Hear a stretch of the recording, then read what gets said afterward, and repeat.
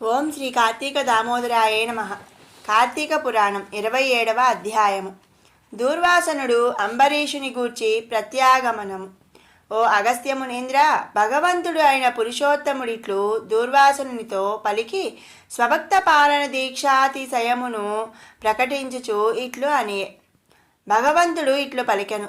దూర్వాసస, అంబరీషుని గురించి ఇచ్చిన శాపములు నాకు చాలా సంతోషమును చేయుచున్నవి. ఈ శాప జన్మల వల్ల నాకేమీ కష్టము లేదు. నీ వచనము వేదతుల్యము కనుక దానిని సత్యముగా చేయవలెను. అట్లు కాని ఎడల బ్రాహ్మణ మర్యాదకు భంగము కలుగును. అట్లు నాశము కలిగినంతలో నాకది శాపమగును. కాన అట్టి కష్టము లేక ఆనందము కలిగినది. రాజు ప్రాయోపనిష్ఠుడు వలె బ్రాహ్మణ పరివేష్టితుడై పడి ఉన్నాడు. అది కాక అయ్యో బ్రాహ్మణాపకారి ఈ ఆత్మ అని దుఃఖించుచున్నాడు. కాబట్టి త్వరగా పొమ్ము. రాజు ఈ ప్రకారముగా చింతించి దుఃఖించుచున్నాడు. నా మూలముగా సుదర్శన చక్రము బ్రాహ్మణుని వెంట పడినది. చీచి, బ్రాహ్మణోపద్రపకారకుడనై రాజు ఎందుకు? రాజు మనుష్యులను పాలించువాడు కనుక రాజుకు ముఖ్యము ప్రజారక్షణము కనుక రాజు గోవుల నిమిత్తము కొరకు బ్రాహ్మణుల నిమిత్తము కొరకు ప్రాణములు విడవవలెను. రాజు స్వేదజ, అండజ, ఉద్భిజ్జ, జరాయుజములను 4 విధములుగా జీవములను సన్మార్గమందుంచి పాలించవలెను. అందులో అందరికై దండన మీయదగును. పాలించవలెను. బ్రాహ్మణులను విడవవలెను.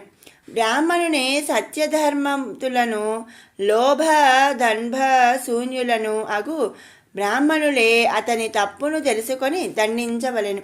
బ్రాహ్మణుడు పాపమును చేసి ప్రాయశ్చిత్తమును చేసుకొనని పక్షమందు అతని తల గొరిగించుట, ధనమును హరించుట, స్థానభ్రష్టత్వము మొదలైన దండనముల చేత దండించవలెను. బ్రాహ్మణుడు దుర్మార్గుడై హింస చేయుచున్నను వానికి రాజు దండించరాదు. రాజు ధర్మార్థబుద్ధి గలవాడగుచు ఎప్పుడైనను బ్రాహ్మణునకు గాని తనకు అపకారము చేయవానికి గాని శస్త్రప్రయోగము ఆచరించదగును. బ్రాహ్మణేతరులందరూ భయము లేక క్షాత్రకీర్తిని చూపవలయును గాని బ్రాహ్మణ హింస మాత్రము చేయకూడదు. తాను స్వయముగా బ్రాహ్మణుని చంపినను, తన నిమిత్తమై బ్రాహ్మణుడు చంపబడినను, అన్యుని చేత చంపించినను బ్రహ్మహత్య సంభవించునని ధర్మశాస్త్రమునందు చెప్పబడి ఉన్నది. బ్రాహ్మణుడు లాగబడి గాని కొట్టబడి గాని ధనహీనుడగు చేయబడి గాని ఎవనిని ఉద్దేశించి ప్రాణములు విడుచునో వాడును బ్రహ్మహంతకుడు అగుదును. దూర్వాసనులకు ప్రాణహానికరమైన కష్టము నా మూలముగా కలిగినది కాబట్టి నేను బ్రాహ్మణ హంతకుడినైతిని అని అతడు తలచుచున్నాడు. దూర్వాస, అంబరీషుడి ప్రసంగములో మిక్కిలి దుఃఖముతో ఉన్నాడు. కాబట్టి నీవచ్చటికి త్వరగా పొమ్ము. నీకును రాజునకును కుశలమగును. ఇట్లు విష్ణువు చెప్పిన మాటను విని దూర్వాసనుడు నమస్కరించి అప్పుడే చక్రముతో సహా బ్రాహ్మణ పరివేష్టితుడైన రాజు వద్దకు వచ్చెను. ఇట్లు సూర్యకాంతితో వచ్చుచున్న దూర్వాసుని చూచి అంబరీష మహారాజు లేచి నమస్కరించి సుదర్శన చక్రముతో ఇట్లని విన్నపించెను. అంబరీషుడు పలికెను. ఓ చక్రమా, నన్ను మన్నించుము. ఆర్తుని సంహరించుట న్యాయము కాదు కనుక బ్రాహ్మణుని రక్షించుము. అత్రిక్రౌర్యమును హింసించుట తగదు.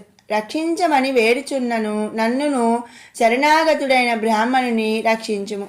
అంబరీషుడిట్లు పలుకుచు దూర్వాసుని కౌగిలించుకొని తరువాత అతనిని తన వెనుక ఉంచుకొని తాను ముందు నిలబడి భయము లేక ధనువును ఎక్కుపెట్టి సుదర్శన చక్రముతో ఇట్లనియెను. ఓం శ్రీ కార్తీక దామోదరాయ నమః. కార్తీక పురాణం 27వ అధ్యాయం సమాప్తం. శివానందలహరి 27వ శ్లోకం.